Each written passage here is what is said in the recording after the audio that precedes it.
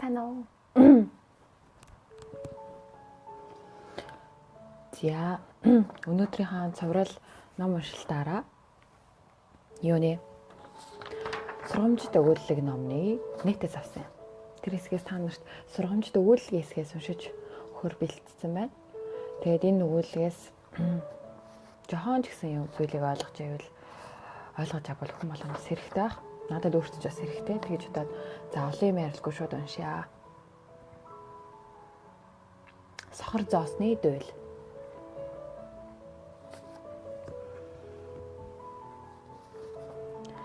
Нэгэн баян эзэн байжээ.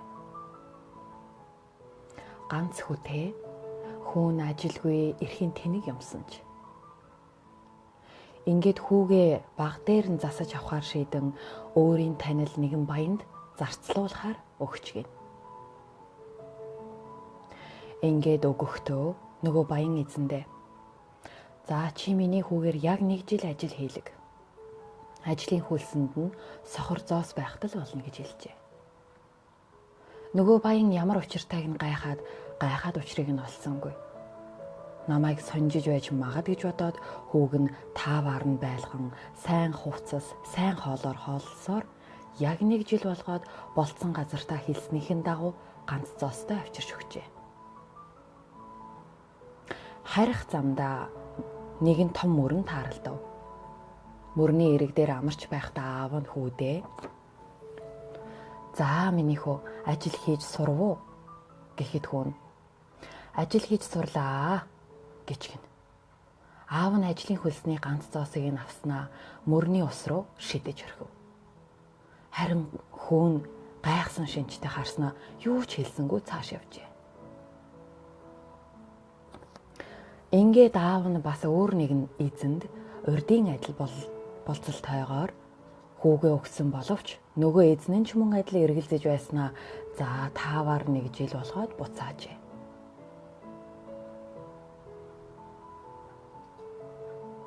Мөн харих замдаа ажлын хөлс ганц зоосыг нь аав нь ус руу шидсэн ч хүүн мөн л урдын адил тайван байжээ. Ингээд аав хаширсангүй бас нэгэн баян эзэнд зарцлуулахаар өгч гин. Харин энэ эзэн урдын эздийг ботвол адил биш. Гайхширсан боловч энэ ямар нэг учиртай байж таарна гэж бодоод хүүг нь жирийн нэг барлагын адил ажилд зүтгүүлж гин. Өглөө хар өөрөөр хөөн ажилд гаргаж үд дээр аяга усанд шансан тутраг орой ганц ширхэг эрдэн шишээр хооллон харанхуй болтол ажилд зүтгүүлэн бүтэн жил талхиж гин. Ингээд болцсон хугацаа болон аавд нь хүргэж өгөөд ажил сайн хийсэн гээд өөрийн санснаар ажлын хөлс төлөх гэсэн боловч аав нь зөвшөөрсөнгүй. Тохиролцсон ол үг гэж гин. Ингээд хоёул заваад мөн л нөгөөх мөрний эрэг дээр амархаар суулаа. Аав нь хүүдээ "За миний хүү, ажил хийж сурв уу?" гэд хүүн "За аав минь, дөнгөжл ажлын зах зухтай л болж байна да."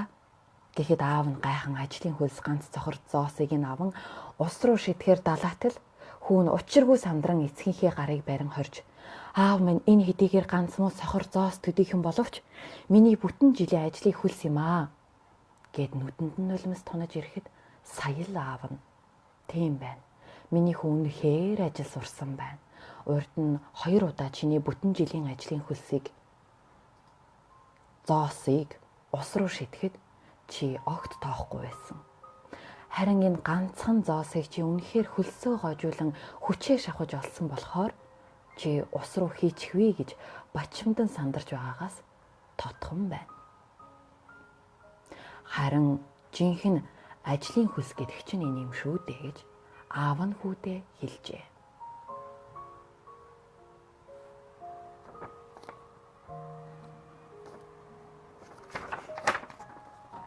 За одоо дахиад нэг богино хэмжээний сургамжит өгүүлэг уншиж өгье.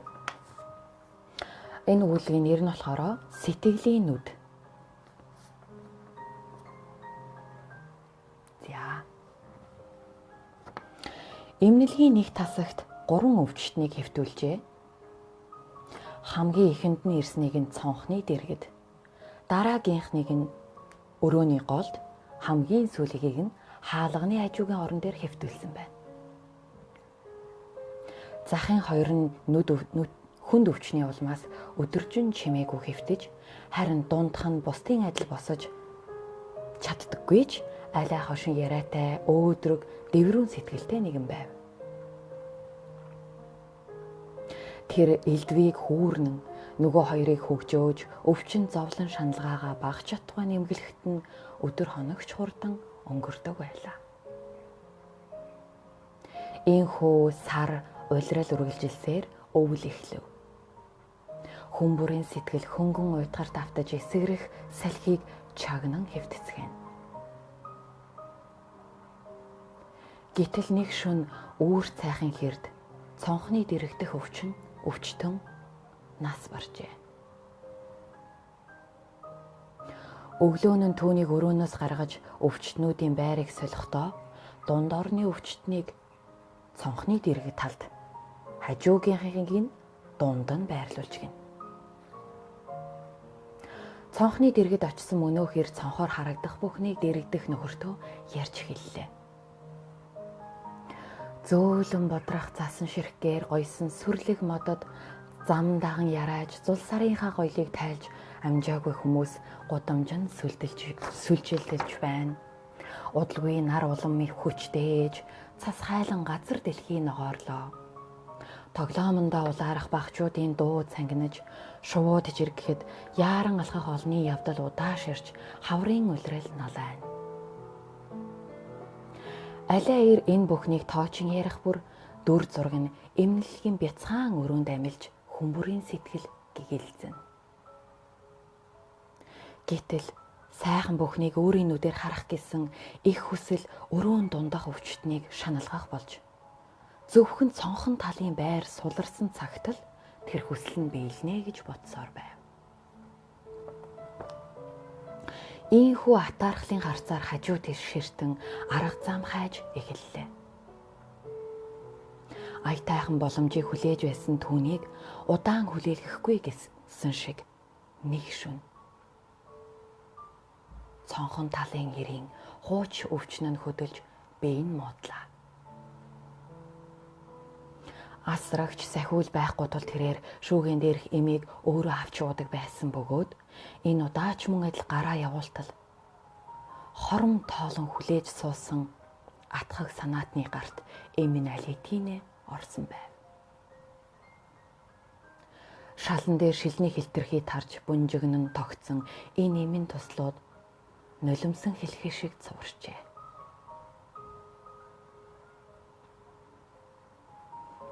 Өвчний аяархан ёолох дуусарч өрөөнд нам гүн ноёлоход хөдөлгөөнгүй хүрсэн цонхгор царайн дээр үүрийн гэгээ туслаа.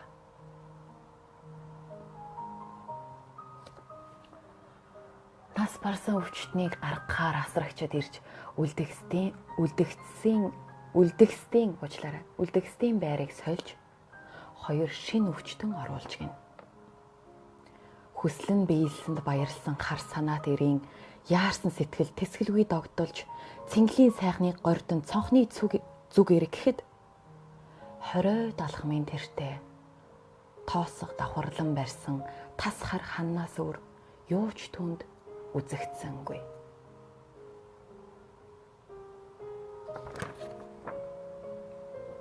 Ингээд хүрээд үүлэг маань дуусч байна. Санаа болж шүү. Хараагүй хүн байсан юм байна. Дээрээс нь алиа хүн байсан юм байна. Өрөөнд байгаа хүмүүстэй зориулаад өөрийнхөө сэтгэлийн харсан зүйлээ хүмүүстэй ярьдаг байсныг нь атаархагч нэгэн мухаа зангаргасан байна. За тэгээд энэ бичлэгийн төгсгөлд бас нэг хүмүүст урайлга гаргахаар бодсон. Хүмүүс бид нар нэг өөр хоорондоо ярихдаа жишээлбэл надад нэг найз маань ч юм уу нэг таньдаг хүн маань ярихдаа миний огт танихгүй хүний талаар магадгүй тэр хүн өвчтэй зовлонтой ядарсан хүн байж болно. Тэр хүний талаар ярихдаа өөрийнхөө өнцгөөс тэр хүн бол тийм гэх муулаад ярьдаг ч юм уу. Тэгэнгүүт Би огт танихгүй хүнийгээ тэр хүний ярьснаар дүгндэг. Ганц би биш хүн болго ер нь тэгж дүгндэг бах ерөнхийдөө. Хичээж байгаа ч гэсэн хүний хэлснээр энэ хүн чинь тэгдэг хүн гэсэндээ, тийм хүн гэсэндээ гэж боддог.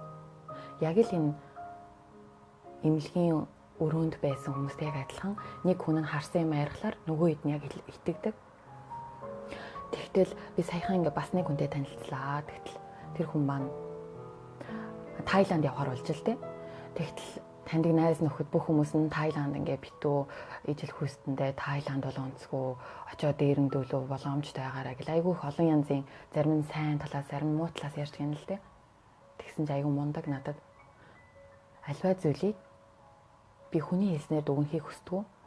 Хүмүүс зөндөө олон юмнууд надад хэлсэн. Би тэгээд ерөөсөө төвчсээр хагаад Таиландд очоод яг шин сэтгэлгээгээр яг шин нүдээр Таиландыг хараад Таиланд надад маш их таалагдсан.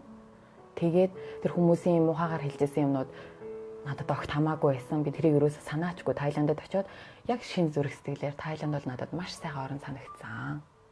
Яг энэ шиг хүмүүс бас бие бинийгээ хүний хэлснээр дүгнэх биш. Яг өөрийнхөө шин нүдээр яг өөрөөрөө тухайн хүнийг шинээр таньж мэдэрч танилцах юм бол хүний дүгнснээр биш.